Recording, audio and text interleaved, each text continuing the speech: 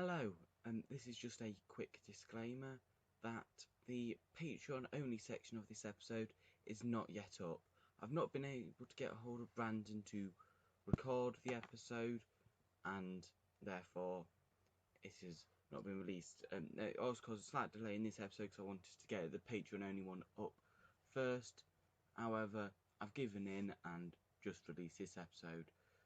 So obviously we've not got any patrons at the minute, so it doesn't really matter.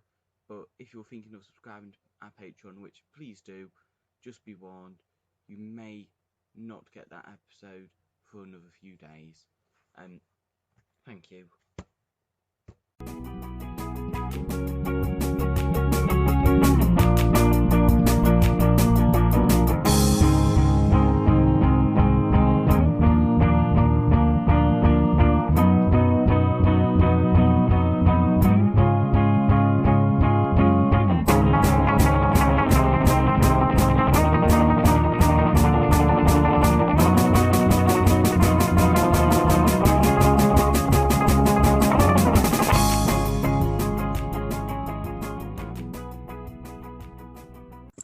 Hello and welcome everybody to The Forgotten Legion.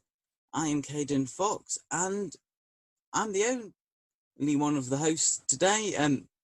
I've not been able to get in contact with Aiden for about the past week, so I'm assuming he's lost his phone or his parents have confiscated it, something like that. I don't know, I'm completely in the blue. So yeah, he's not here, so we're not going to be able to do a planned episode of the Elder Scrolls overview, which I am sorry about. I was very looking forward to that episode, and I'm sure many of you were. So instead, we are doing a bonus episode, which is character creation. Yeah, we'll get more into that later, but before we can do that, I have a guest. Yeah, I figured you wouldn't want to hear just me rambling on for ages, so I decided to get a last-minute guest, and I just wanted to say I really do thank this person. I messaged him probably about midnight last night saying I can't get hold of Aiden. I need someone to do a podcast with tomorrow. Or can you help me? And he said yeah. So, without further ado, introducing Beaver. Just waiting for it to load in, and yeah. Hello, Beaver. Say hello to the audience. Hello, audience. Very good. So yeah, like I was just saying, thank you so much. I know it was a very short warning, and I literally messaged you about midnight and said, "Help me! I need a co-host," and you said yes.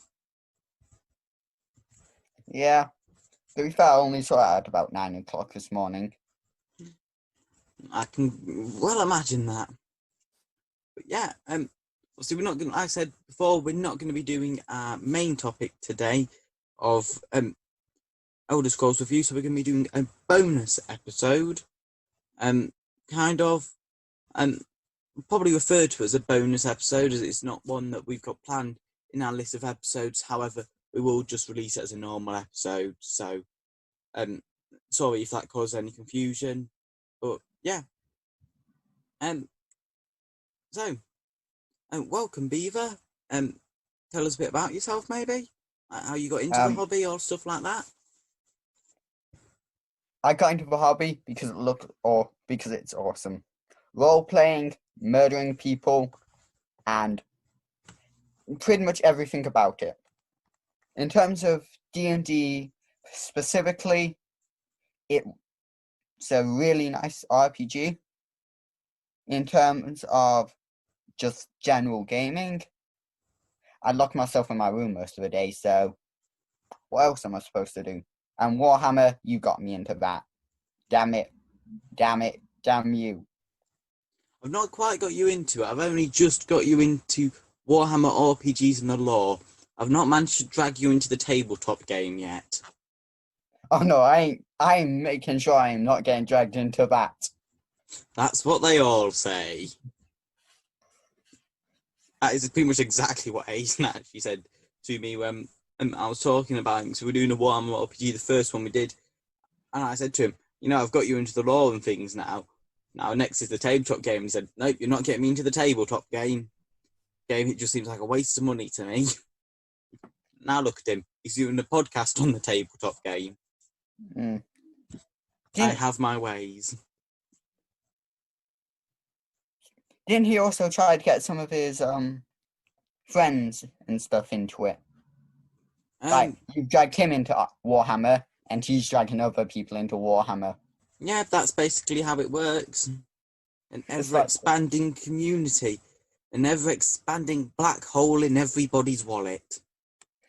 Like, if I'm going down, you're coming with me. Just drags them down under the water. Next person, next person, next person. You just have a chain from the bottom of the ocean. Like, people constantly just getting squished down. Yeah. Why did I have to put that image in my head? Yeah, why did you have to put that in my head as well, Brandon? Well, anyway, yes, so, Beaver here has been in the hobby for a very long time. And, yeah, I don't really... Honestly, I've not known Beaver that long. I knew him in passing for a fair few years, but I didn't ever properly know him until quite recently, and that was literally me and Aidan were planning on playing a game of D&D, and I knew that he likes D&D, so I figured why not ask him, and yeah, it worked out quite well, didn't it? Yeah. But then my character instantly got killed. Oh, your character, don't say that. Sola lasted a good long while. Yeah. Then Aidan sacrificed her.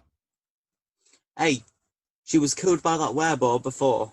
In case any of you don't know, we were about halfway through doing a long-standing D&D campaign, which was quite friendly. Brandon managed to keep his character all the way through it, and I say all the way through, all through what we did so far, and then got killed by a wereball, and Aidan's character, Aidan had a bit of an idiotic moment, and as his patron deity, and he was a champion of this deity, was basically the god of betrayal. He figured, why not give Sala's body to the god of betrayal, hoping that he might be able to bargain with him to bring her back to life. Completely missing the fact that it is a god of betrayal. And yeah. 10 out of 10 genius for that. Yeah. It really was. But oh well. So yeah. Before we get into anything else, a few little bits just to get on with. Support us on Patreon. It's a big help, and you get all sorts of awesome rewards. And I was going to do this later, but might as well do it now. Our Patreon tiers, we have a £1 tier where you get a shout out in an episode, plus a access to the Patreon only Discord and the £1 patron rank in our main Discord. So, imagine that like you were a Thane of Whiterun. You're well known. You can buy a house. Yes. You can buy a house in our Discord. Yes. That's not a bad idea. Maybe we could try, this is just off the top of my head, but maybe we could try making a fictional world in which all our patrons can buy properties on there and earn different ranks. That would be a lot of work. Yeah, It'd but be easier for me to just paint a wall, put building stickers on it, and say, you own this, and just take pictures of it every day. not bad either. Well, we'll see. Next is our £5 patron tier, where you get access to extended episodes. So there will be extended versions of this episode, extended versions of the last, and extended versions of every episode we release. We're roughly aiming for between an extra 10 and 20% longer episodes. So, that's something to definitely look forward to. Really good. And if you like this podcast and you just want more of it, then, that's the way to go. Plus, again, everything from previous tiers. So you get the £5 patron rank, main Discord, access to a patron main Discord, and a mention in an episode. And then finally, we have our £10 tier, which you get access to extended episodes 2 weeks early. That's 2 weeks. That's a long time. A very long time. So just remember, whilst you're listening to this episode, so if this episode's just come out and you're listening to this episode, people paying just £10 a month are listening to next episode and a longer version of it. Something to remember there. And then again, everything in the previous tiers. So yeah, that's our Patreon. Just support us. It really does help. And yeah, also follow us on Facebook and Instagram and join our Discord. We invite people to message us if any questions, or even if you just want to have a general chat. We want to build up a nice community around this. And yeah, all is welcome in our Discord, and all is welcome to message us. So next is also just quick shout outs. Shout out to my other podcast, Tech News, which I do with a nice fellow named Tom Bratton. We release that seasonally, and we are in the middle of making our first season. So hopefully that will be coming out soon, and we'll keep you updated, and follow us on Facebook to keep properly up to date with everything that's going on with that podcast. But if you want to see more of me or hear more of me, go listen to that podcast. And also, if you want to see even more of me or hear even more of me, subscribe to my YouTube channel, Purple Chicken 9806.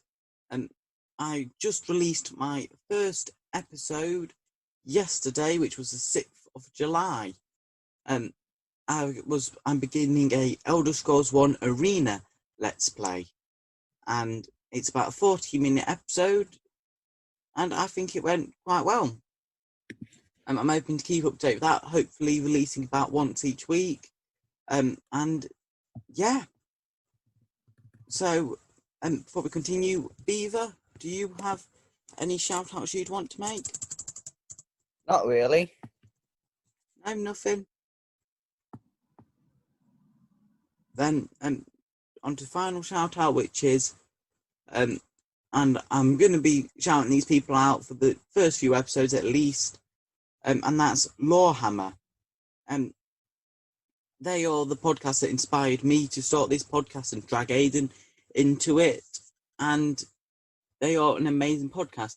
And not only that, but Mark from Lorehammer actually listened to one of our episodes. He listened to our first episode. I allowed him to have the extended version for free, and he listened to it and reviewed it. He gave us a nice bit of advice. And yeah, so I'm trying to take that advice into account. And I do apologise if Mark's listening. I doubt he is, though. I won't really be taking advice from this one due to the fact that Aiden's not here and a few other factors. But next time Aiden's back on the podcast, we will go through those criticisms on the podcast for everyone. So if you have any criticisms of the podcast, how we can make it better, please message us. We want to make this podcast as great as we can. And yeah. So I feel like I've been rambling a lot here, Brandon, and cut in when you want, but yeah, I'm just being quiet now while she do this because I know I'm gonna ramble when it comes to the actual topic. Yeah. Because I ramble a lot about this even when I'm not talking about this topic. Pretty sure I rambled on for like 20 minutes in one of our D&D, like when we were doing it, our D&D campaign. I rambled on for about 20 minutes about characters in one game. For some reason, pretty sure Lewis had brought it up because Lewis's character is hell. I am not joking. He killed us. Remember? Well, tried to kill us using a lightning deity. Oh yeah. That was not Lewis's character though. That was Lewis's character controlling a different player's character, which had -1 to religion and then rolled a nat 1 to pray to a lightning god. Actually, pretty sure it's a -3 to religion. Oh yeah, it was. Yeah. -3 Lewis to religion. had -1. Oh yeah, -3 to religion, and he rolls a nat 1 as well. Well, -3 is better than natural 1 in D&D, or some versions of D&D. I think in 5th edition, natural 1's about equal to a -10. I think natural 20's equal to a 30, and natural 1's equal to a -10. It was basically -13 he rolled. Yeah. But anyway, yeah, so do you want to just explain what we're doing for our main topic today? Well, we'll be doing character creation, stats, role, like how you can use stats to role play. Like if you have -1, like if you have low intelligence, you can role play a character being quite dumb. But if you have high wisdom, I know nothing about actual knowledge. It's just I can give good advice. That could be a way to roleplay. Or a really weak character in terms of strength could be really lanky in your description of him or her or them. Yeah, so we're going to be going through a basic guide to character creation. And yeah. So, Beaver, are you ready? Yeah. All right then. Let's get into it. So, before we begin, just a quick disclaimer. We are basing this on D&D. The character creation steps we've done are all about D&D and stuff. However, most of this bit's all applicable to other RPGs, especially when we're talking about backstory and the order and things. Have obviously some ones might not have things like race. Lots of your sci-fi ones just have humans. So anything like that, just ignore. I'm sure 90% of you are intelligent enough to know what does matter and what doesn't matter when talking about other RPGs. So yeah, just a quick disclaimer. And yeah, so first thing you've got to do when making a character, I believe, is think of a concept. Yeah. Beaver? Yeah. At least a basic concept. Like, do you want to be a happy character? An emo character? Do you want to be male? Female? Do you want to be... What sort of fighting style do you want is another big one. Such as, I've got suggestions here, quite stereotypical ones. Stealth archer, Do you want to be sneaking around in the shadows shadows and making everyone into porcupines. Well, Skyrim, if Skyrim's anything to do with it, you don't need to sneak around in shadows. You walk up, crouch, pull back your bow, and they can't see you. Whoop. Yeah. Boing. Yeah. In fact, I was playing Skyrim for a good few hours today. And I had quite a funny experience. I'm only a level 13 character, but I've managed to min-max to hell. I'm really good at min-maxing stealth characters in Skyrim and also tabletop RPGs. And he's absolutely epic. To the point where I managed... I'd not sorted the main quest line yet, so I was doing lots on that. And your first dragon fight against Mormonir, I managed to one-shot him. One shot. Yep, one-shot a dragon at level 13.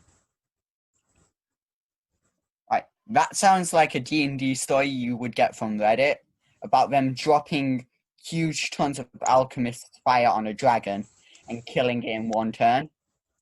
No, I had a elvish bow with, I believe, glass arrows. I poisoned him with quite a strong poison I made because I believe I've maxed my alchemy now. Mostly from stealing on supplies in alchemist stores and then making potions and selling the potions to the alchemists. But yeah, added a ridiculously strong poison. It's level 13 and yeah, just boing, and it was dead. Yeah, I think the poison obviously is 200 damage. The bow and arrows I think makes about another 30. And then because I was in stealth, that does about 6 times damage. So 30 times 6 is, God, what's that? Times 6, 3 times 6, that's 18, 180. 180, all right. Yeah, 180 plus 200. I don't know if stealth multiplies the poison damage as well. I doubt it, but it might do, which means it was at least 380 damage in one go. Not to mention, I say I one-shot it. Obviously, there is the guards which were also pelting it with arrows, but it only took one shot of my arrow to bring it down. Yikes. That's like a monk from D&D with a stunning strike. I punch you, you can't move. Punch, punch, punch, punch, punch. You're dead. And if it's not dead, they can't attack because they're stunned. But anyway, so yeah, just think of a concept for your character. Honor-bound warrior. Although it's a very stereotypical one, I always think that is an awesome one to roleplay, especially if you have like a rogue in your group and trying to roleplay this honor-bound character that should, by all his morals, hand this criminal into the authority at least or kill it. But you don't want to be the one who kills another member of the party. So it can be a great one to roleplay with, I always think. So yeah, do it for the greater good. Could be an example of that. Yeah. Cool. So yeah. Anything else you have to add to thinking of a concept? Concepts. If you make a concept before picking a system, don't try and fit a mold specifically. A concept is just that, a concept. It is not reality. Exactly. Exactly. For example, I have a character that I have been thinking of doing, a D&D character, and my original concept was I simply wanted some sort of very honourable warrior who basically believes in justice for all and is extremely honourable. Basically believes that more or less every crime should be punished with death. That was just my basic character concept, and then obviously I went ahead with that concept and built another character, but that's all you really need for a basic concept. So yeah.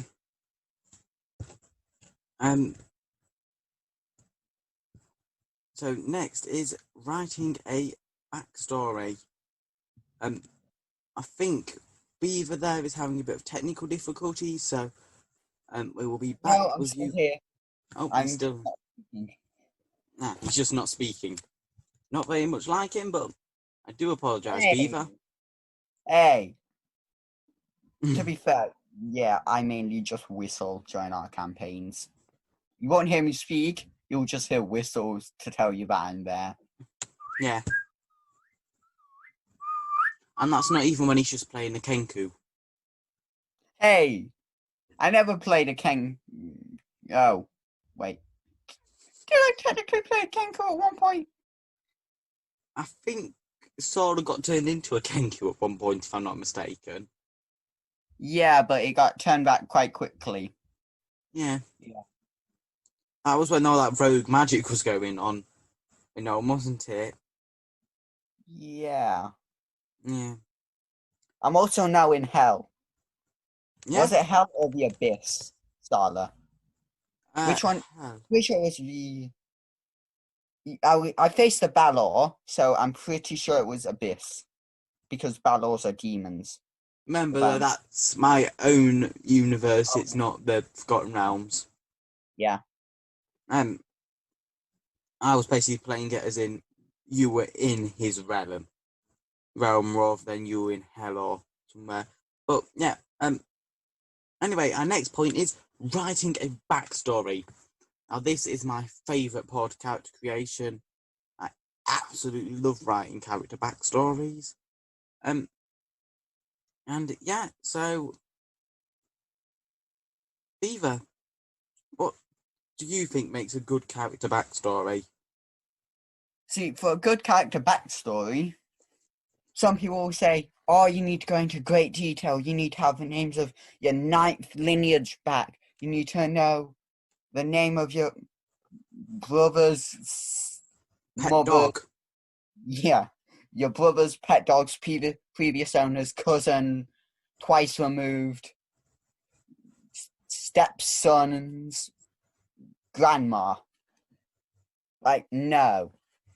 No. A backstory is, like, to be fair, in some campaigns, you might just leave your backstory a little bit mysterious. Like, I worship this patron.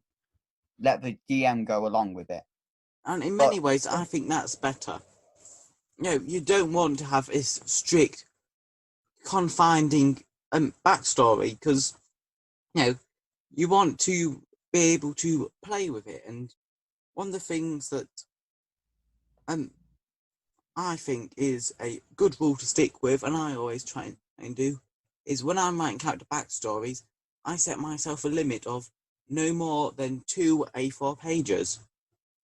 And that gives me plenty to work with, but it stops me going into that great detail that just ruins a character and gets rid of the mystery. And, it's fun if the DM suddenly throws at you, this is your great uncle that you were unaware of. And, the DM can't really do that if you've declared that if you've tied your backstory too much, or even just gone, you meet, even if they just release, say, it's your brother, and your brother and everything, but you didn't add that into your backstory. Or, even if you did add in your backstory, the DM is then, if you didn't, maybe it would be able to play with and make with their own NPC. If you've written everything about your character's brother, and then the DM decides that they want to bring in your character's brother as an NPC, then you've really refined the DM's choices and made it harder for them to do a storyline. But if you've just said my character has a brother and let the DM roll with it. Yeah. There's another subcategory to this, and that's writing a really detailed backstory. Then you saying at the start of a campaign, but you hit his head joining a trip to this town and he's forgotten his memory. Like, what? You've refined the DM's choices, but you also take that's just a mess. Yeah. Lack of memory works for smaller backstories, not for the big backstories. Definitely. I 100% see what you mean there, and yeah, I often with my characters, they do always seem to have a bit of a theme, which tends to be abandonment.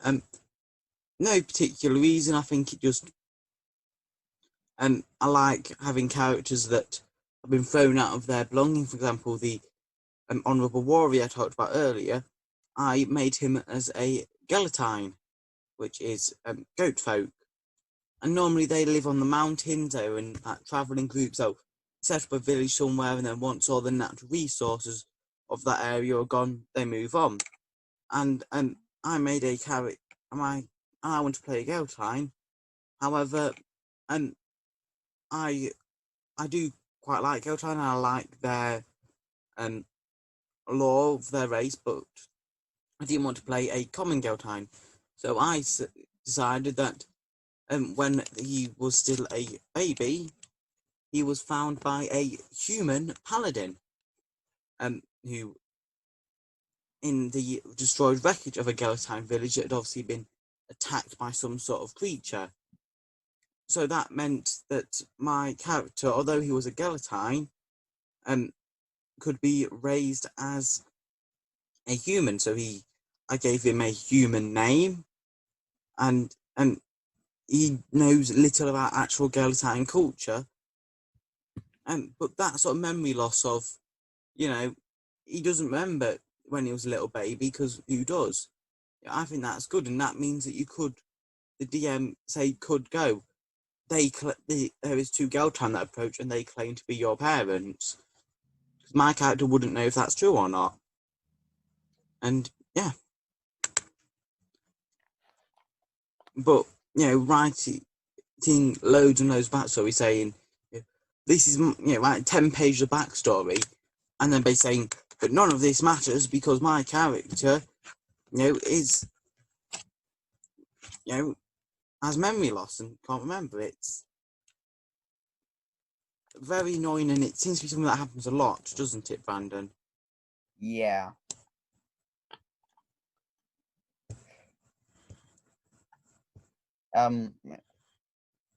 See, memory loss itself is not that bad as long as you play it right. But wasting the DM's time, or wasting anyone's time by going, here, read this. Oh, no point. That's infuriating. It really is.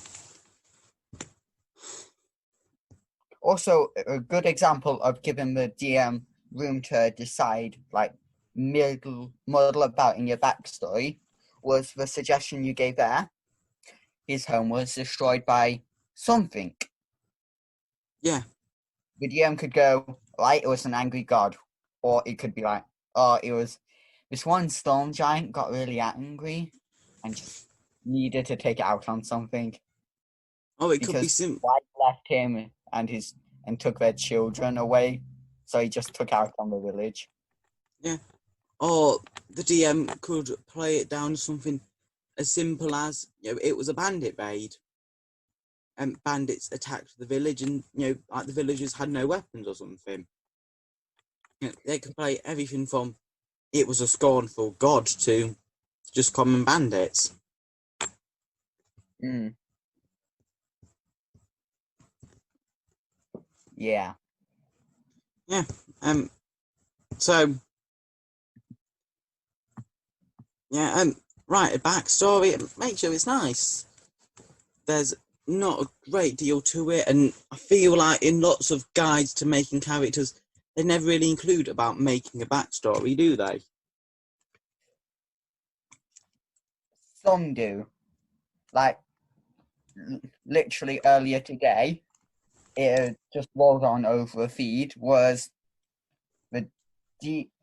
What was the name of the channel? 1 second. Was a video by someone, the DM there, and their video, they said, make a backstory. Yeah. Backstories are good. Give a DM room to move, but be creative.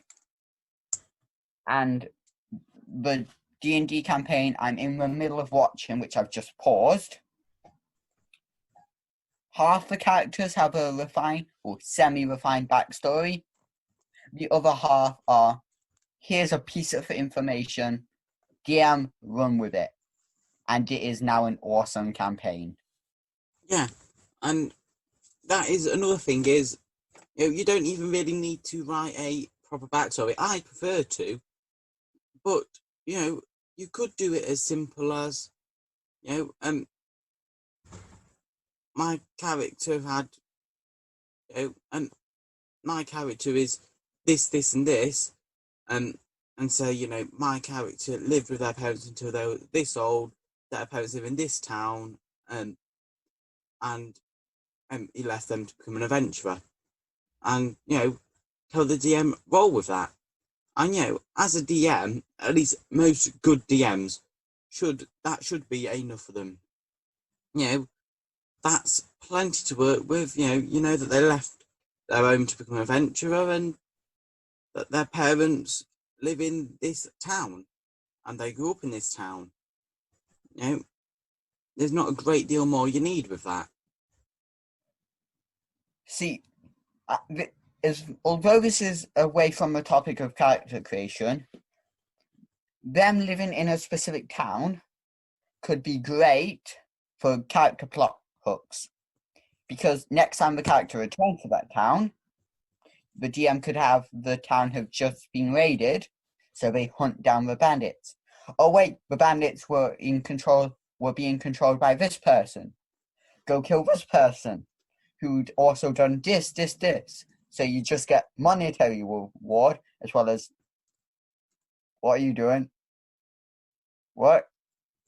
And what? Okay. For a second, I thought you were doing something else.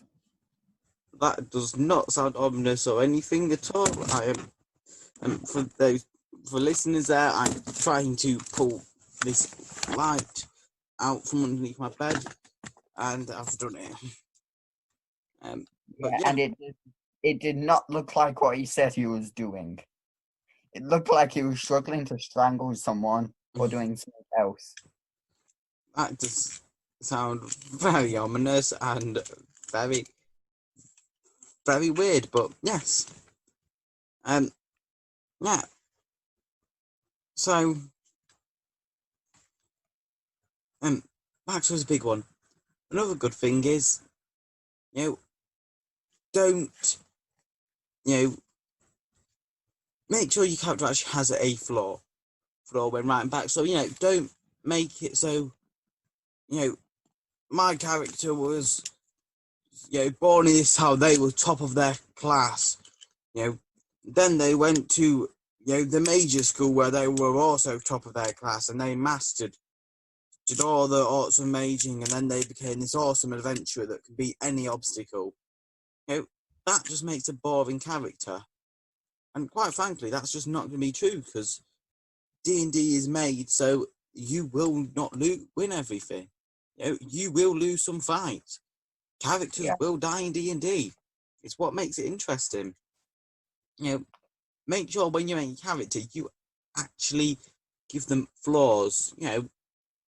And some flaw, and it's good if you can do a funny flaw. It can make games so interesting. For example, again, to go back to my Gelatine friend, that character I made, his main flaw is he believes in good and evil, and that if you do something wrong, you are beyond forgiveness and you must get killed for your crimes. Otherwise, the world will never be perfect. And, he believes that if you break the law, you should die. If you do something immoral, you should die. He See, I does not just have had middle ground. flashbacks from some Reddit posts that remind me of the lawful good paladin who kills the party because they did something slightly wrong. Yeah. Paladins can kill the entire party, same as monks, because they are so OP. Same as druids. Yeah. Also, do you know how during our campaign, Yes? this is off topic, but during the campaign, I turned into a bear during the fight, and I got knocked out. I technically wouldn't have been unconscious. I I wouldn't. know, I realised that too. So Aiden chucked my still living body into that pit Of blood. because I was just laying there then. Because I wouldn't have been unconscious because I would revert back to normal form with all my HP. I was just laying there. Aiden picks up Chucks. Yep, I know. Doesn't even bother to check, like, you alive? Nope, just kick you in. I know, I just realised that too when you said that you were in bear form. You just reverted back to normal. Well, it was either a bear or I turned into something similar, like a wolf. Yes, well, if we do continue that campaign after lockdown, Brandon, I'll make sure Solar is resurrected. Oh no, I'm completely fine with Sarlo being dead. How about we say that Solar was literally knocked unconscious but not damaged, and Aiden just chucked her in the blood where she drowned. Yeah. Right. And the god was happy because Aiden killed one of his friends. Aiden killed his lover. Oh wait, yeah. Yeah. By drowning them in a pool of blood. Yeah. D&D, completely family friendly. We showed you demons, devils. Oh no, but it's good for the Christians because we have angels. Wait, Angels that are still classed as enemies at times, because, yes. yeah. Ways to get some extreme Christian person to let their kid play D&D. Oh, but we're killing a bunch of demons and devils. We're doing God's work. Yes, fair enough, it's not the Christian God, but it's still God's work. Yeah. We're doing this. We're doing. What's the god in Forgotten Realms which opposes demons? Oh no, this one. Oh god. Quetzalcoatl lives in Elysium, but he doesn't oppose. I'd guess it will. Oh, 1 second. I'm just gonna open up my D&D Beyond.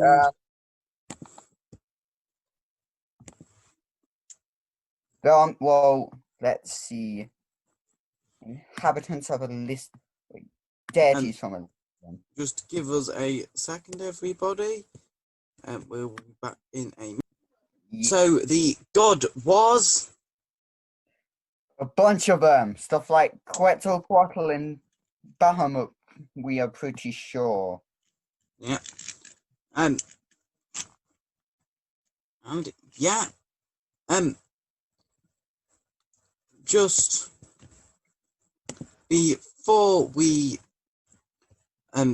leave the backstory section, I just figured, why don't I will quickly read you the backstory I wrote. This backstory is written from the perspective of the character. It is my Gelatine paladin, Joseph Makarub, and yeah, I have no memories of my early life. All I know was that when I was still a newborn, a paladin of the Church of Bahamut found me, abandoned on the mountainside, in the ruins of a destroyed Geltine village. The paladin took me back to the nearby temple, where I was raised by the monks. When I was old enough, Hooligan Saffron, the paladin that found me took me on as an apprentice, and eventually I became Paladin of Bahamut too. And that's just my basic backstory. I made more backstory for him. I have more backstory for him that I thought that I've not yet write down. But that's just his basic backstory, and that's the way that I imagine he would introduce himself to most people who asked him about himself. And so, yeah. And do you have any backstories of characters that you want to share, Beaver? Backstories of characters. I don't have any noted down, though pretty sure the one I was going with for Starla was exploring the world, got dragged into a group, and the backstory sort of trailed off from there, which Fell in I love had. with a handsome young halfling that chucked her in a pool of blood and drowned her. Yeah. See, I can't remember much of Starla's backstory. She's been gone for such a long time. No, it's because the character sheet I writ it on, I had a panic attack the day Starla died. So I just used that to write notes. Like, I can't speak. Writing notes down. Writing notes because I can't speak. So it's I just remember covered in that. writing. Like, I can read a couple of words. I Here remember and that. there. Got a proper panic attack when Sala bit the dust. No, it wasn't because Starla bit the dust. It was because something else that happened later on. Not during the campaign. Even then, you had a massive panic attack when Sala bit the dust. You stood there with your mouth open and went, "What? What?" For about 10 minutes, and we just continued with Yeah, the I didn't have my campaign. mouth wide open. I mainly got annoyed at Aiden for the fact that why would you chuck me into the pit? The god of betrayal. Actually, to be fair, I didn't know it was the god of betrayal. I just knew it was an evil god. Like, why'd you chuck me into a pit of blood to sacrifice to your deity? Why they won't bring me back? I'm your sacrifice to them. Yep. Dum dum. Yeah, had a little bit of a brain fart. But yeah, I feel like I've been on Backstory for quite a while now, so our next one, and again, this for D&D, this is one of the main things that I might change for different RPGs, but select your race and class. Okay, so race and class. Almost every RPG has some sort of class-based system. D&D are set classes. Set classes like cleric. You gain these buffs whilst you level up. Whereas the Warhammer RPG we're doing, it was like a few base stat increases, but from then on, no stat increases, no nothing. You just pick the points as you level up. So Yeah, you could have. just for those you aren't aware, me, Brandon, and Aiden are currently doing a homebrew Warhammer 40k RPG, which I'm GMing, and I made the homebrew system. And If Aiden will ever show up. yeah, if Aiden would ever show up, he's been here for one episode in which he did character creation and then left before we could actually get on with the story. Yeah. But No, yeah. yeah. To be fair, we started the story before because we'll just pretend Aiden's always been here, but he did nothing. Aiden creates his character, hides away in his room so he doesn't have to do anything. No, if you remember, Brandon, later on we decided that Aiden had been brought to you as he had been one of the few survivors of the wreckage of the ship. Oh. How did they survive that? He'd been found in an escape pod that crashed in one of the desert biomes. Huh. Wow. Lucky. Space Marine. Yeah. Oh my god. Why? Why? Kayden, why? I don't know what Brandon's doing now, but yeah. Anyway, back to selecting race and class. Yeah, Um, so classes are more common than races in my opinion. yeah. You might have races, but they all just appearance wise. Yes. Races races are common in fantasy RPGs. However, they are not so common in sci-fi RPGs or anything like them. Sorry, I'm having a few technical difficulties. Sorry if the mic's going a bit, but I'm having technical difficulties.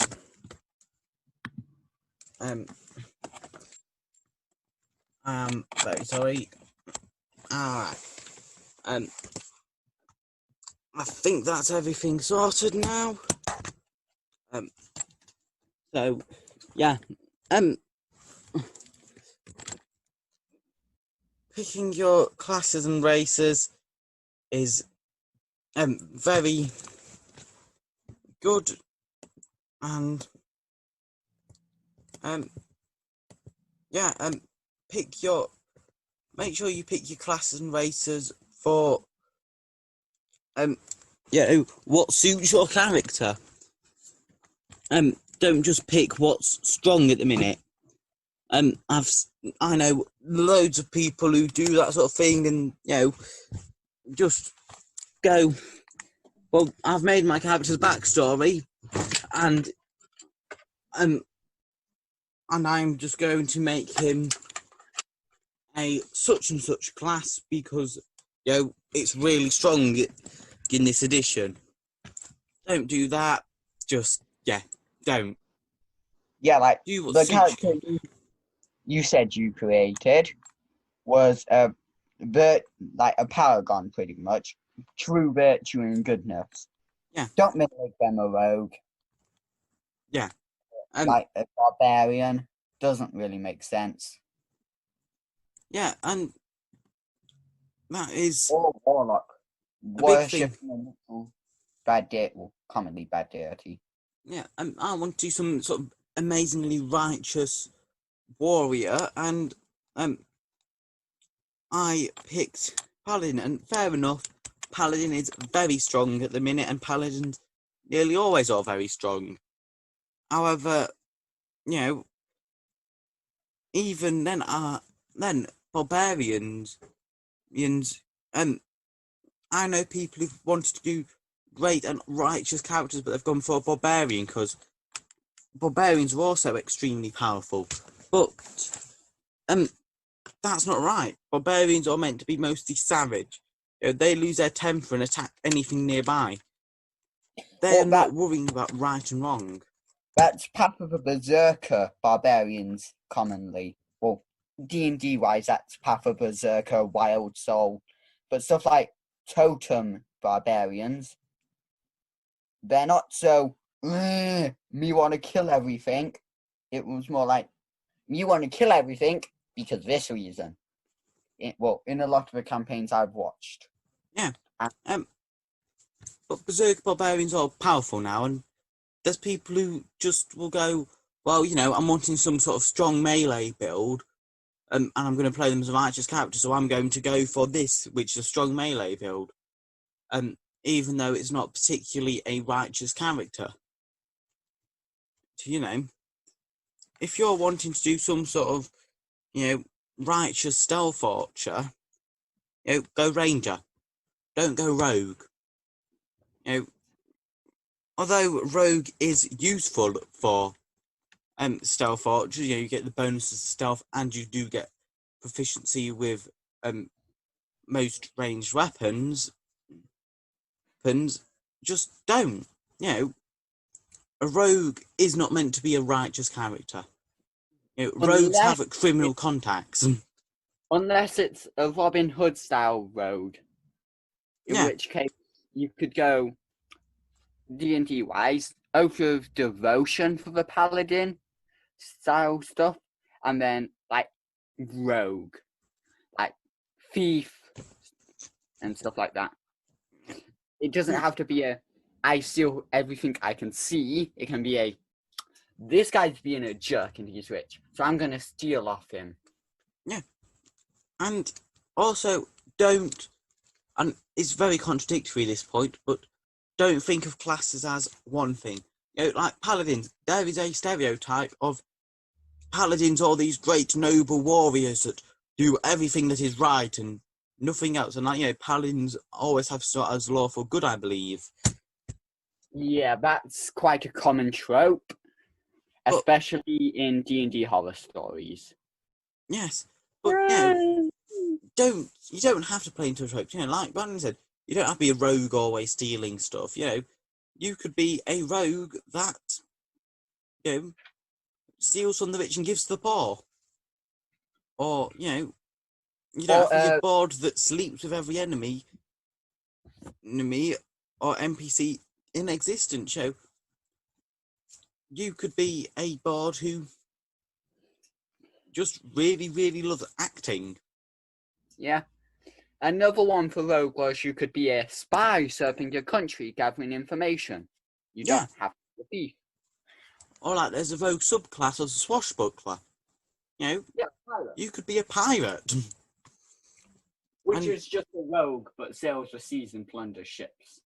Yeah, and like the warrior, I made in a campaign I ran on Roll D20, and I'd not done any RPGs for quite a while and getting a bit bored, so I just ran a open game on Roll D20 for anyone to join, and there was one character on that I particularly liked, a person who played a really wussy barbarian warrior. They don't go together. No. They don't go together, but it made an awesome character because at the first sign of danger, he would run off screaming. But whenever something bad happened, then if he got hurt, he would rage and destroy everything.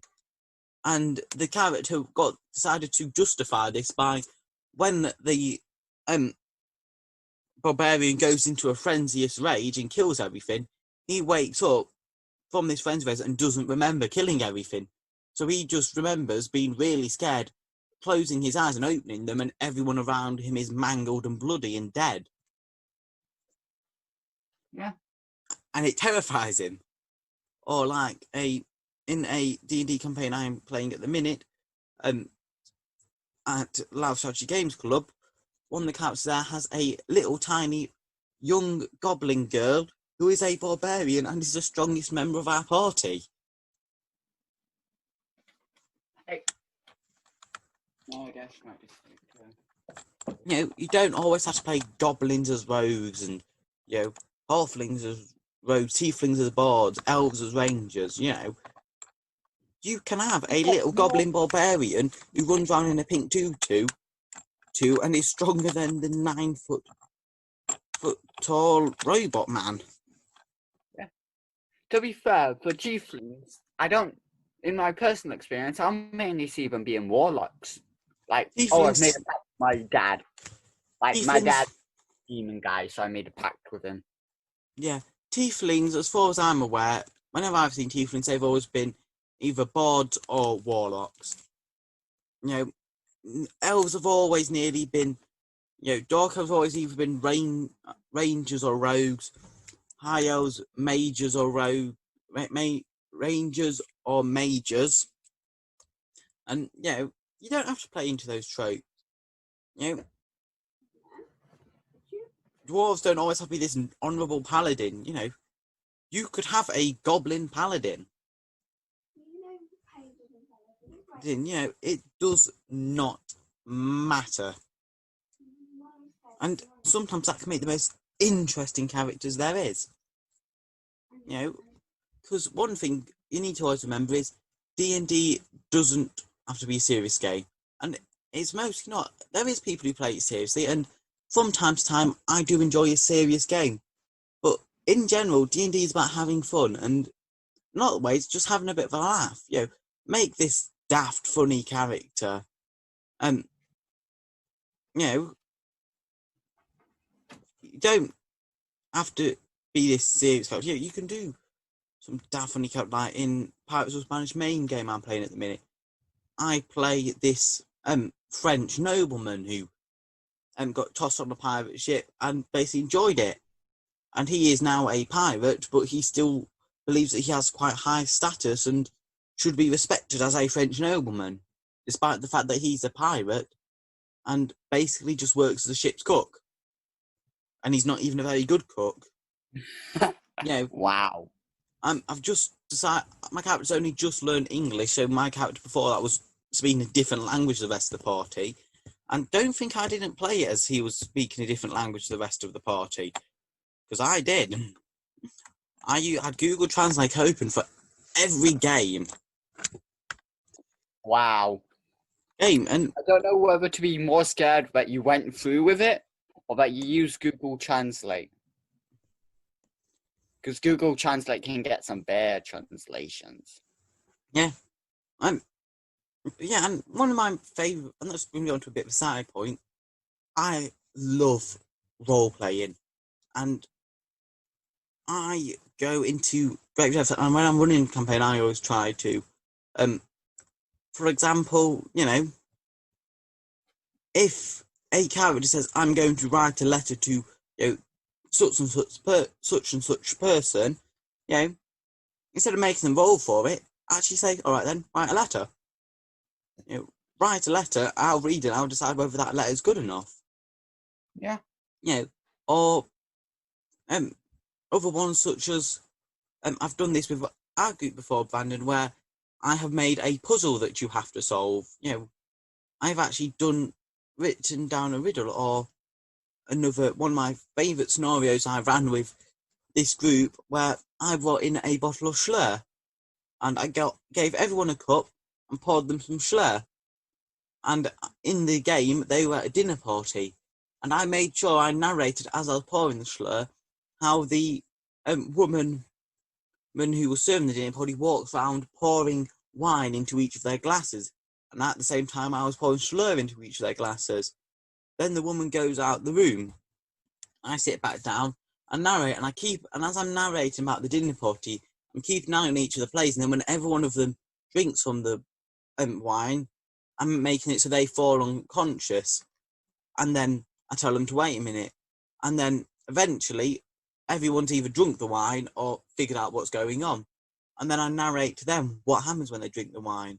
I can't remember exactly what it was, but it basically caused them to hallucinate quite vividly. And,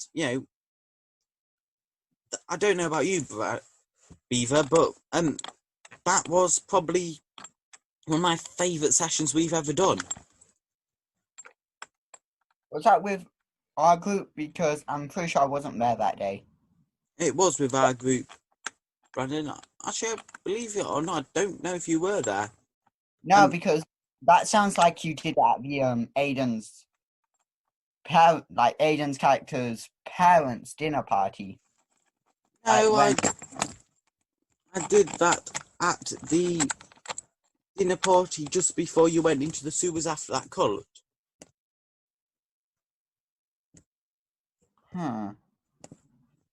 No, the session before the cult, I wasn't there.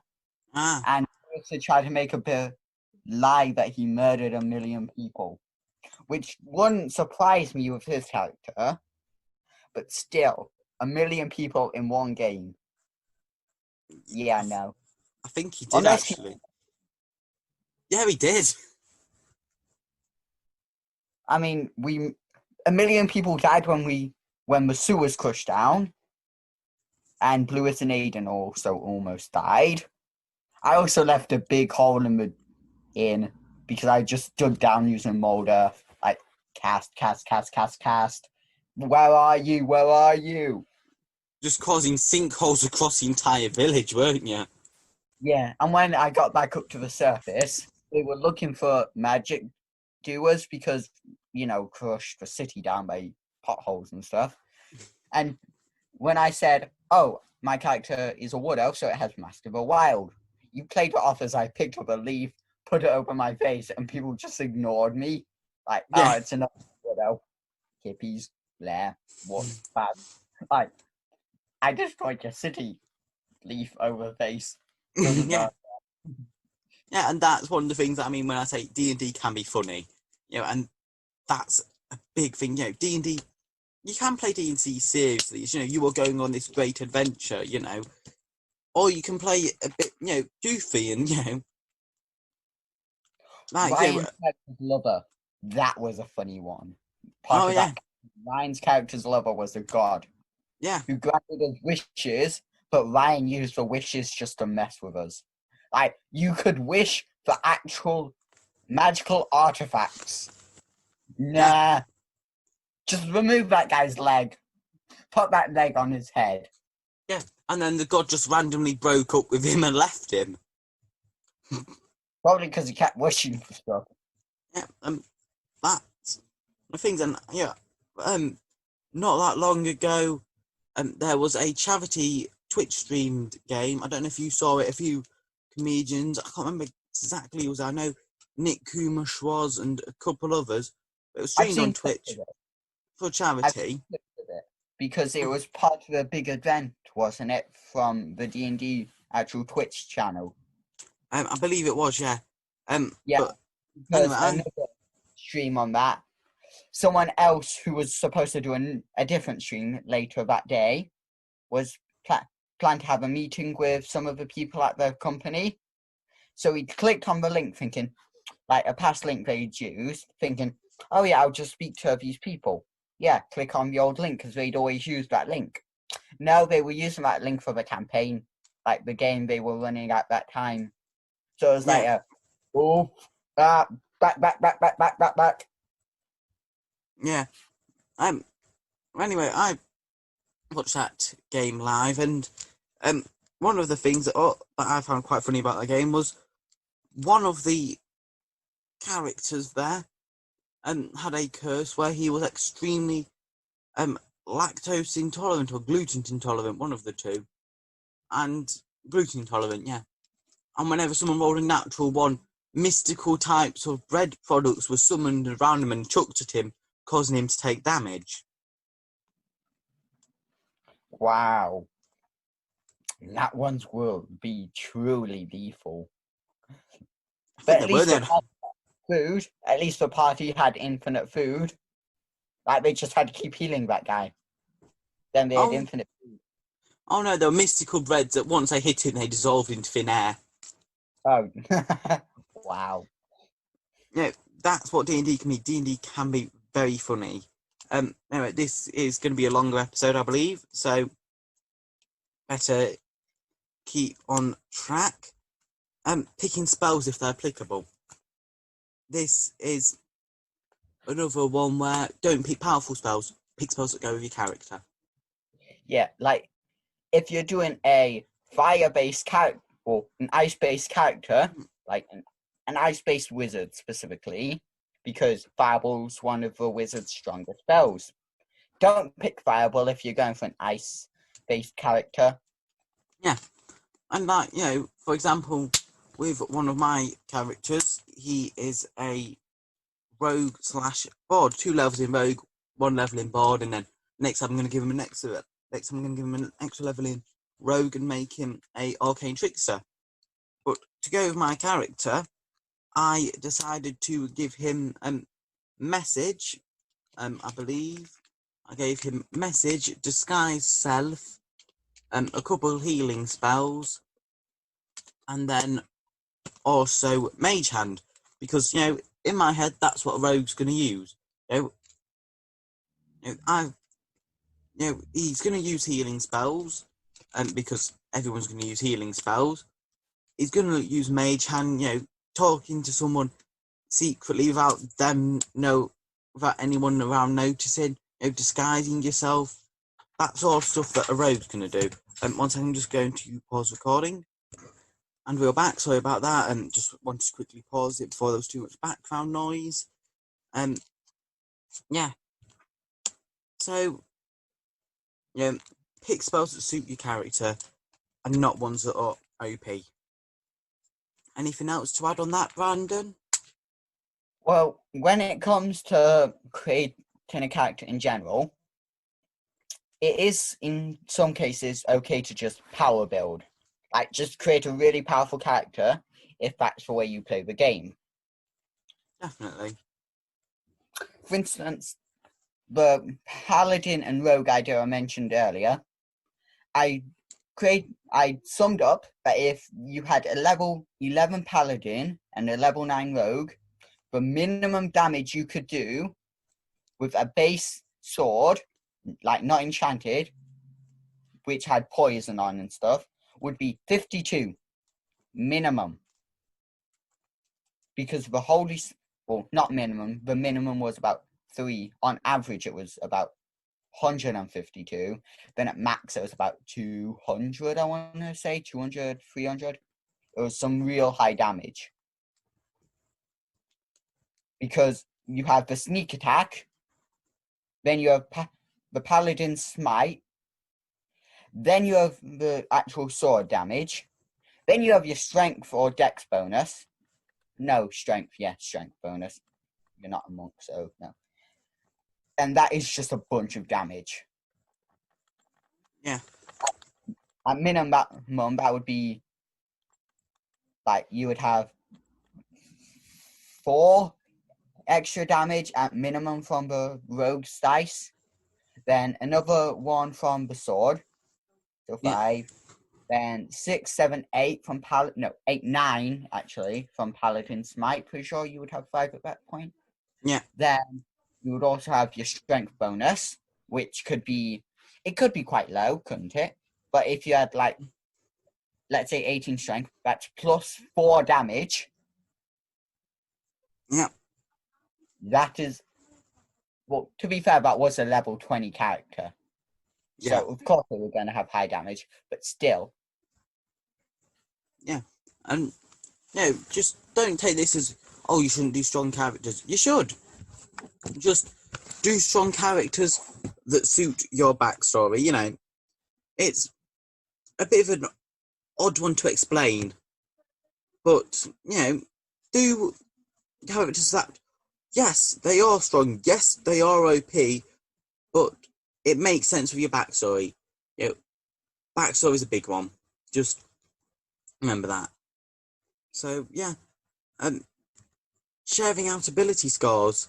Obviously, there's different ways you can manifest ability scores, but they all boil down to more or less the same thing of do abilities that suit your character. Yeah, if you are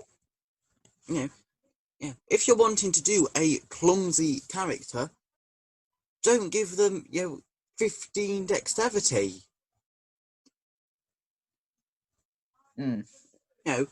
Fair enough. You want them to have an high AC, and dexterity gives you a high AC.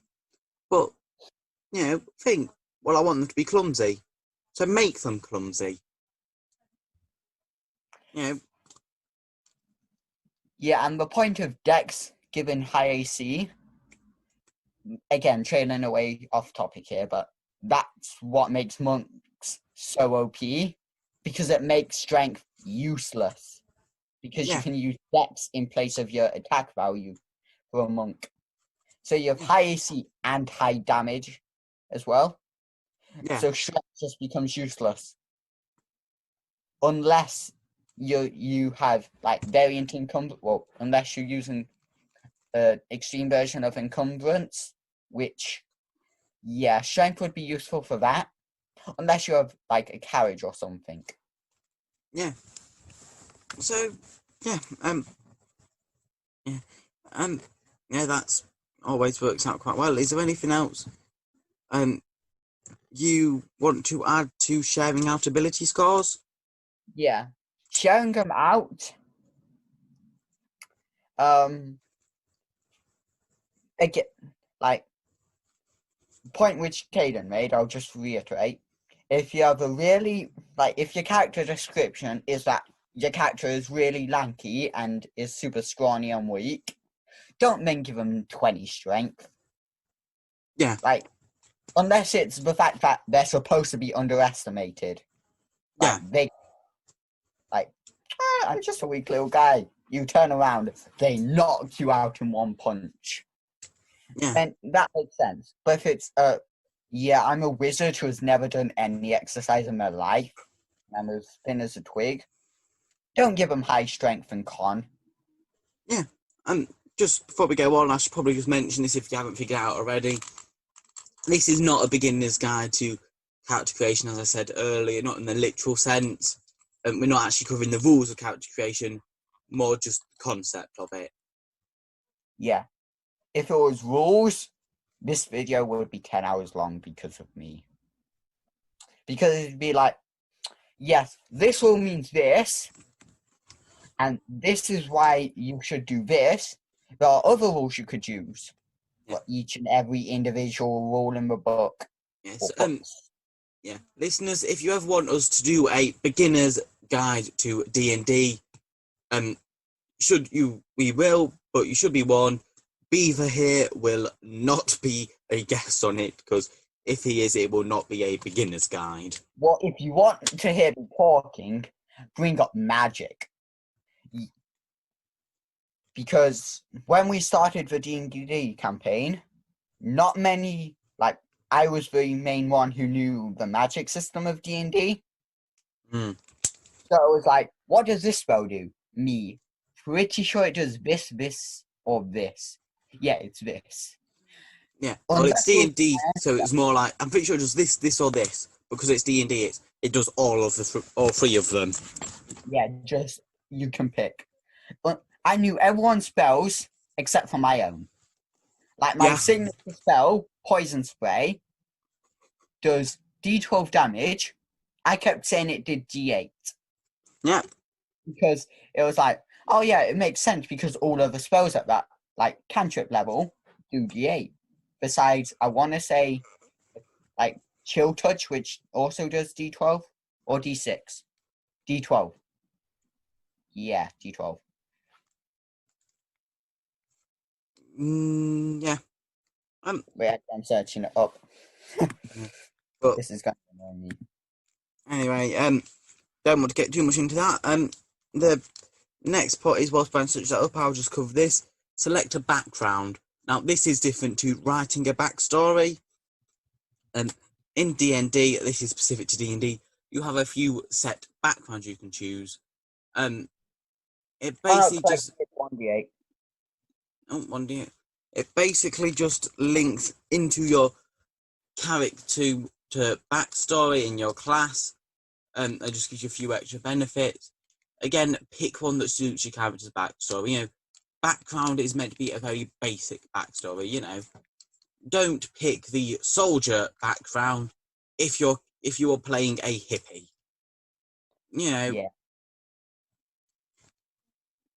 Don't. Like, a mage who's been stuck in his tower for over 1,000,000 years won't have soldier training.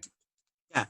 And you know, if it's a spy, you know, if you are doing, I don't know, say, you know, say you are doing a lawful good paladin, you know, don't make him a criminal / spy.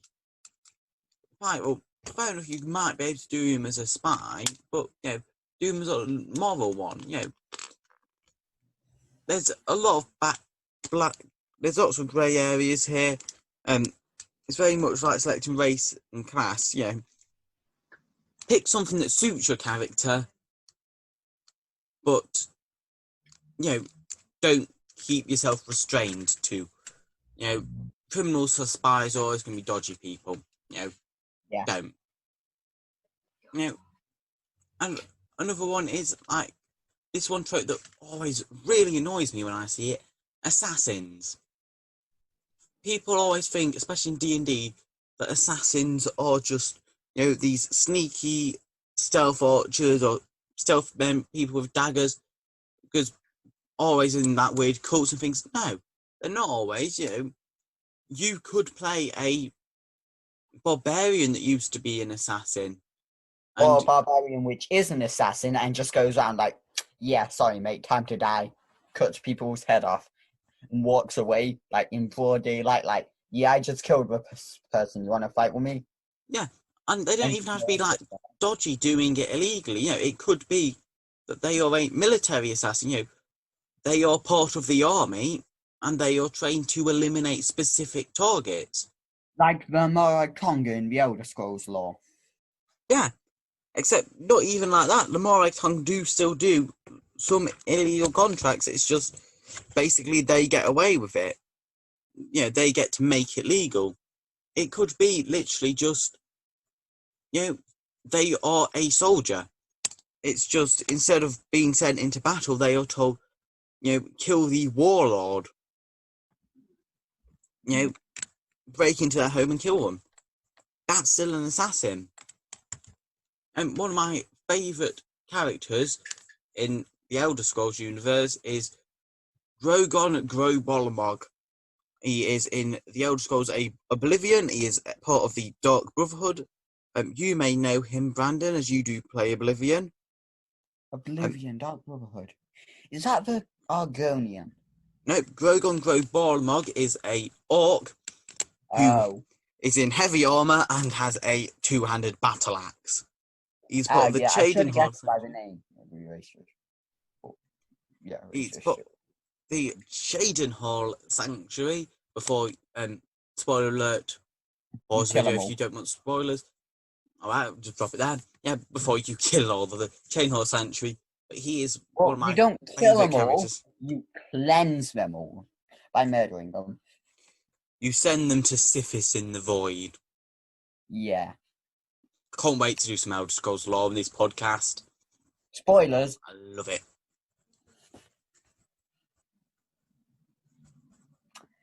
Yeah. Elder yeah. Scrolls lore is awesome. Especially when you get into who Sithis actually is. Yeah. Well, that's not really ever been truly confirmed, has it? Sithis is the soul of Padme. Has that been confirmed? Yes. Oh. Was that in ESO or previous games? I think that's basically just been around since the beginning. Oh.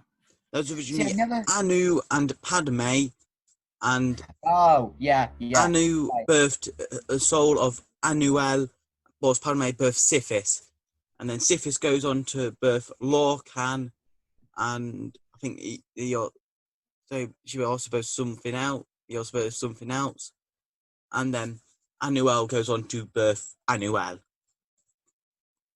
Yeah, but yeah, you don't always play. Yeah, you could play like Drogon Grobolmog, this sneaky assassin who just doesn't bother about shadows. He isn't a sneaky assassin at all. He's just an assassin and just runs in there with a battle axe and cleaves them down. Mm. It's not always shadows. Anything else you have to add to that section? Not really. All right. Then selecting equipment. Just before we go into this, there is obviously two ways you select equipment. One is you have different ideas. You have different equipment you can take depending on your background and class.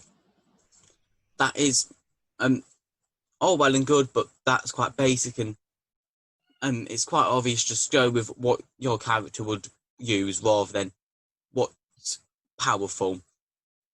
Quite simple that. So, but I think I was thinking that we'd more cover, glad this all right with you, Beaver. We'd more cover the ones where you have a set amount of gold to spend on equipment, and what sort of equipment you should get.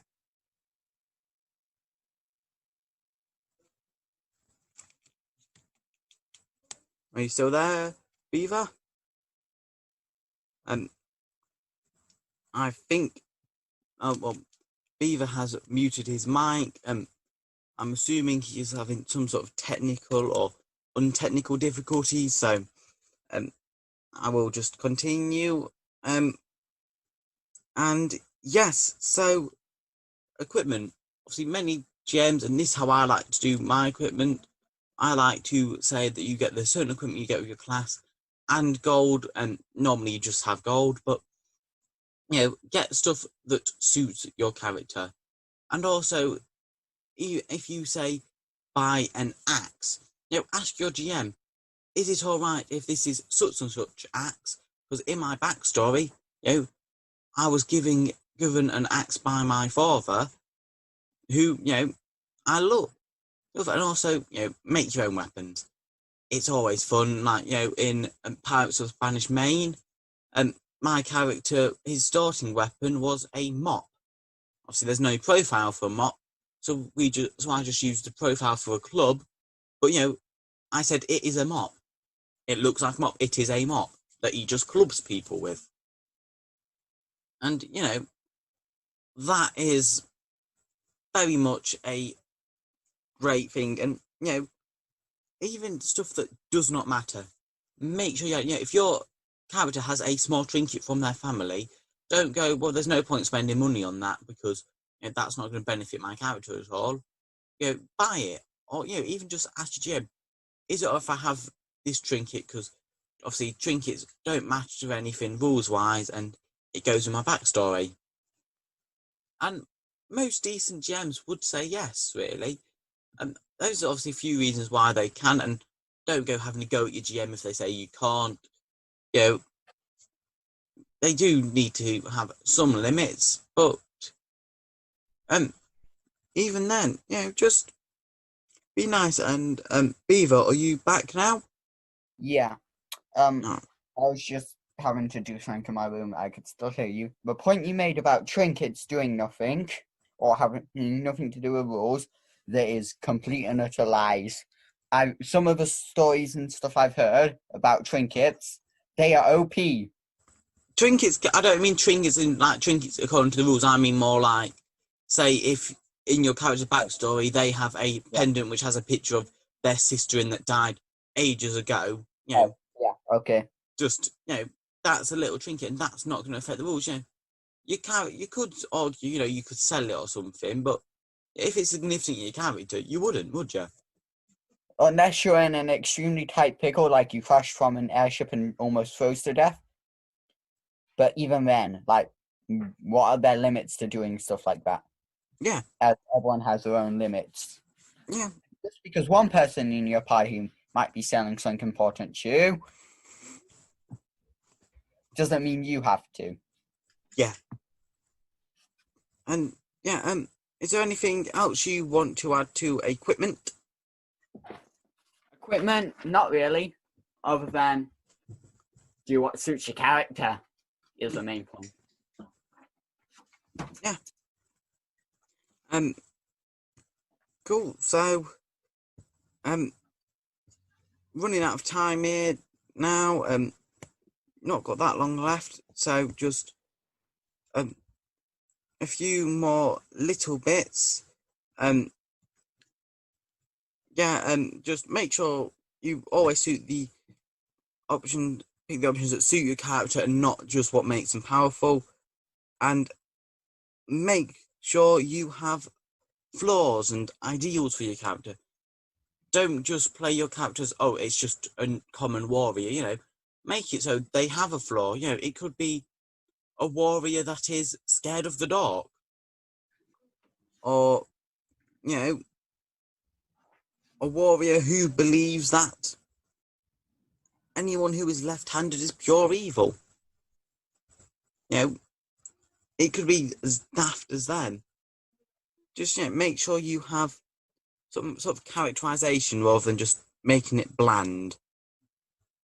And, anything else you'd like to add to that statement, Beaver? I'll take that awkward silence as a no. That's going to sound really bad to the listeners because anytime there's no noise, it sounds dead dodgy on recordings. But anyway, so just before we go, support us on Patreon. really helps. Follow us on Facebook, Instagram, and message us. Do you have any closing remarks, Beaver? Again, awkward silence because it sounds horrible and recorded. I apologise to listeners. I'm assuming Beaver's having some sort of technical difficulties, but I'm not certain. No, I'm back. Oh, he's back. I just Any closing remarks? Closing remarks. Don't be a bad GM.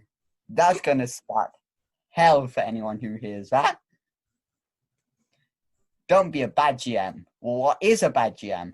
A bad GM. What's a bad GM? A bad GM. What's a bad player? A bad player.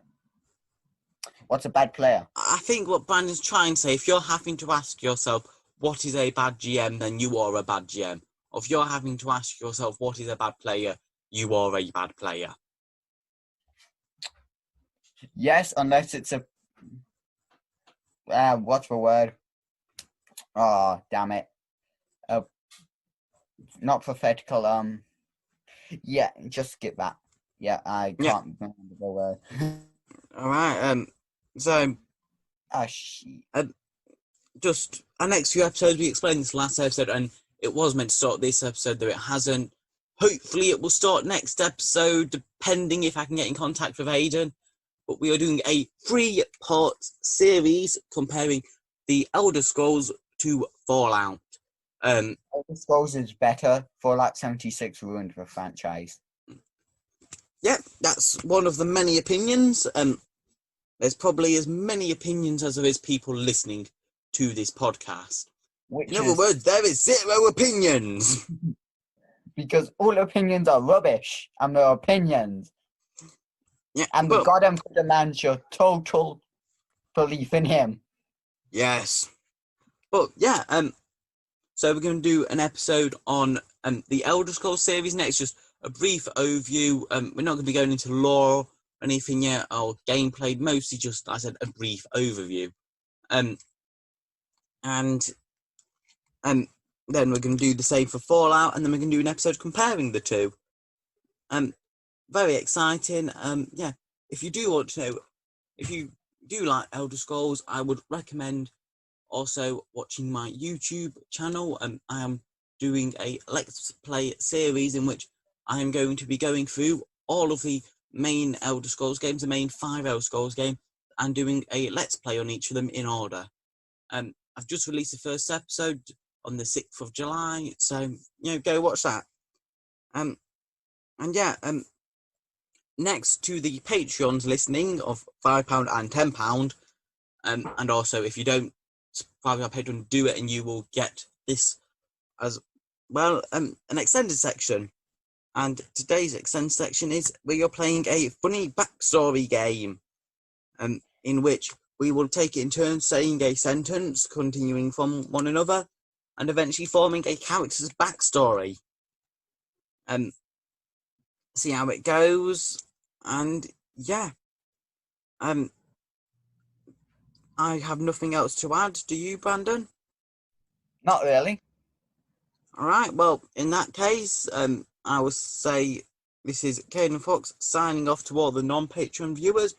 Goodbye. Brandon, are you going to say goodbye?